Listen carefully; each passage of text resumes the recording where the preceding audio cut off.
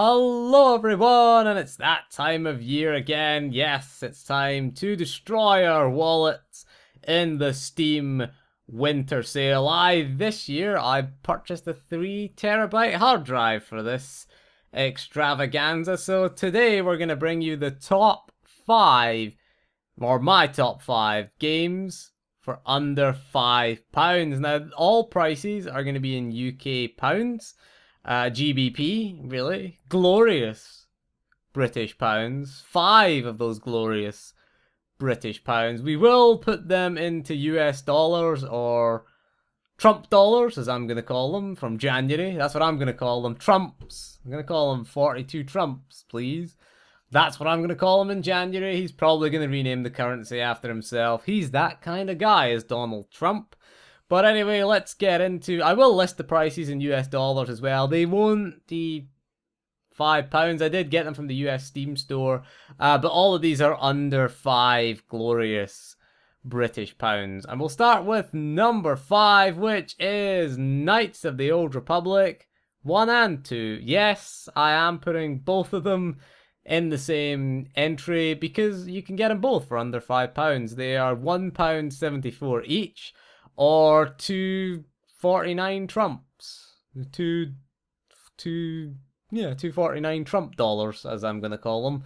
You can get them $2.49. You can get both for $5. It's not bad. £1.74 each is £3.50 if you're keeping score, or around about that, £3.48 if you want exact, if you want specifics. But yeah, you can get both Knights of the Old Republic 1 and 2. There's not much to be said, really. Back when BioWare knew how to make really good, compelling, story-driven games, and KOTOR 1 is amazing. KOTOR 2, obviously developed by Obsidian Games, a bit buggier than KOTOR 1. It does have better lore, KOTOR 2, I will say. KOTOR 1 has a better plot twist, I will say. But KOTOR 2, I love the lore of KOTOR 2. If you haven't played it yet, it's a good time to check it out. They are fairly cheap. You can get them both for less than the cost of your lunch. So, what is not to like? Just pick up the two of them. You won't regret it. They are both a bit slow compared to sort of more modern RPGs or even Star Wars: The Old Republic, but you're still getting a decent story experience. KOTOR 1 has one of the best reveals in gaming history.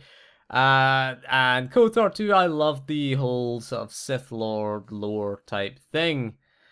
And number 4, we have Final Fantasy XIV, A Realm Reborn. Now, for the base game, $4.99 in the UK. It costs $9.99 Trump dollars if you're in the US. That's a bit weird. I mean, that is a bit of a weird one because... $4.99, I will translate it for you, at the current exchange rate is $6.11. I did, and $10, $9.99 Trump dollars is £8 and I think 14 pence.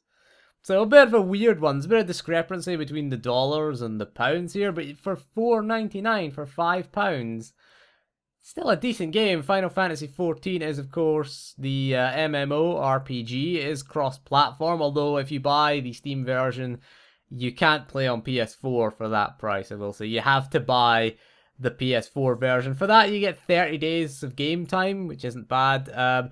They're also doing a free login. You get 4 days free access from now until January the 2nd. This video will go up on Christmas Day, I will point out. So until January 2nd, get the game, don't register the 30 days, and keep your play for 4 days, and then get an extra 30 days. 34 days you could get from A Realm Reborn. I should point out the 30 days only applies to new customers. If you are a previous subscriber, you can't take advantage of this, unfortunately, but you can get the 4 days, so it might be worth buying. I might buy it just to put it in my Steam library, because £5 is not a huge amount of money. Should also point out you can also get Final Fantasy VII and Final Fantasy VIII for that price. Bit of a special mention in there. They're $4.99 each. I would check them out. I put A Realm Reborn in because, again, post-SWTOR, looking for an MMO fix. A Realm Reborn is a decent game. It gets updated regularly, it gets new content, there's new dungeons, new raids being added to it. There is a new expansion coming out in 2017, so might be worth checking out for the low price of $10 in the US. A bit more expensive in the US, but in the UK, £5. Not too bad, really. At number 3, we have Ghostbusters, the video game from 2009. Now, if you didn't like the remake, I personally never liked the reboot of Ghostbusters in 2016, and you want to get the real Ghostbusters 3, this game it does feature the voice acting of Bill Murray, Dan Aykroyd, Ernie Hudson, and the late Harold Ramis, of course. It was written by Dan Aykroyd and Harold Ramis as well, so you could argue it is the sort of proper sequel to Ghostbusters. Get the one from 2009, the one that's called Ghostbusters the video game. It was developed by Terminal Reality. Make sure you pick that one up. Don't pick up the crappy 2016 Ghostbusters game, because that is awful, okay? If you didn't like the movie, and honestly, I thought the new Ghostbusters movie, the humor was just too forced for me. It's like everybody was trying to be the comic relief, everyone was trying to be funny. This is a return to form, because it is, of course, the same voice actors, of course, that we just listed, and, of course, it is written by Dan Aykroyd and Harold Ramis as well. So, you can check this out. It was developed by Terminal Reality. It came out in 2009. You can get this for £1.63 of the glorious British pounds. And you can get it for $1.99 of your Trump dollars, essentially. There you go. All prices are US Trump dollars, I'm calling them now. So there you go. You can get them 2 Trump dollars or £1.63. It's not a bad buy, really. It's not a bad buy. And it's a pretty cool game. It is the most authentic of all the Ghostbusters games. There are 3 Ghostbusters games on Steam. There's the 2016 one, it's just called Ghostbusters. There was a 2011 or 2010 one called Sanctum of Slime.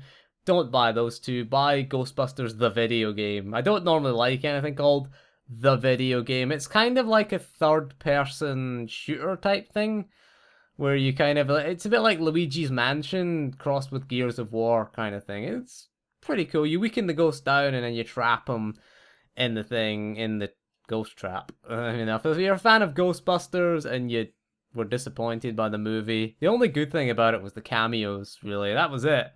But the new Ghostbusters movie. But there you go. You can experience Ghostbusters 3 for a low price. It came out in 2009. Still pretty cool. At this day, it's not really that dated. Visually, it's kind of dated, but gameplay-wise, it still holds up pretty well. And at number 2, we have Dragon Age Origins Ultimate Edition. Pick up the Ultimate Edition. You can pick up the regular Dragon Age Origins for, I think it's about £3.60. However, the Ultimate Edition is $4.99 in the UK. It is $7.49 Trump dollars in the US. And, you get Dragon Age Origins, which is the best game in the Dragon Age series. It's one of BioWare's, I'd call it one of BioWare's last really great games that they produced. It was one of the last sort of classics that BioWare produced. You get the Ultimate Edition includes the base game plus all the DLC plus the Awakening expansion. And this is back when BioWare did really good story, where choices and the consequences of those choices really mattered. Gameplay-wise, it still holds up pretty well. It is different to Inquisition and the Dragon Age 2, and I think it's better, to be honest with you.